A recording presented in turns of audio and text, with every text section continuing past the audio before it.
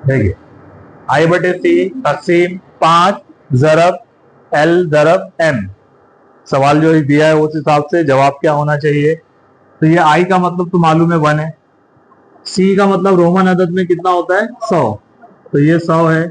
तकसीम करना है किससे, वी मतलब 5, फिर उसके बाद ज़रब है एल मतलब 50, फिर ज़रब है एम मतलब 1000। ये तो सीधी सीधी ज़रब तकसीम करके हम लोग कर सकते हैं।